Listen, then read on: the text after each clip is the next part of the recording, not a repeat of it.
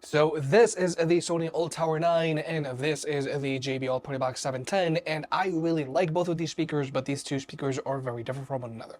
Now when it comes to max volume performance, both of these speakers are going to be good for like a 50% party, and they're both good for commercial use. Think a medium-sized restaurant or a small DJ gig.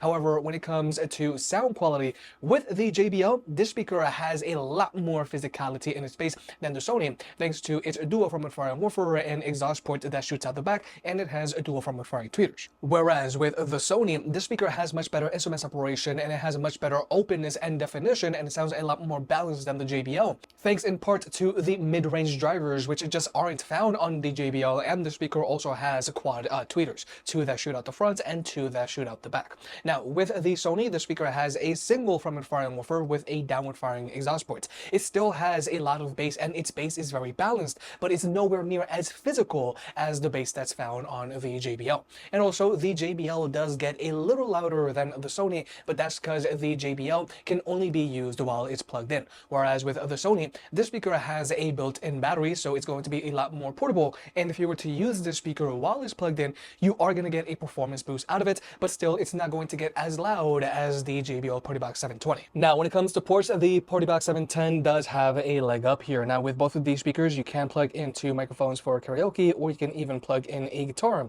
But with the 710, it also has an audio out jack, so if you want, you can daisy chain it up to any other speaker and get them to play in sync. Now, the Sony does not have an audio out jack. However, what it does have is an optical port, so if you want, you can connect the speaker up to your TV and use it as a soundbar, which is super useful if you don't already have a home theater system hooked up to your TV, or if you just have a small soundbar. And then there's pairing these speakers up with other speakers. Now with the Partybox 710, it is using TWS, so you can connect it to JBL's older Partybox speakers that are also using TWS, or you can hook it up to any of JBL's newer Partyboxes that are using Orcast, but you can only have a total of 2 speakers paired together. Whereas with the Sony, it is using wireless party chain, so you can connect it up to other wireless party chain speakers like a Sony Tower 10, or to an ULT Field 5, ULT Field 3, or to an ULT Field 7, and you can get up to 100 speakers paired together and get them to all play in sync. Overall, I think both of these speakers are great options. However, with the 710, the speaker is starting to show its age, and plus we do have the 720,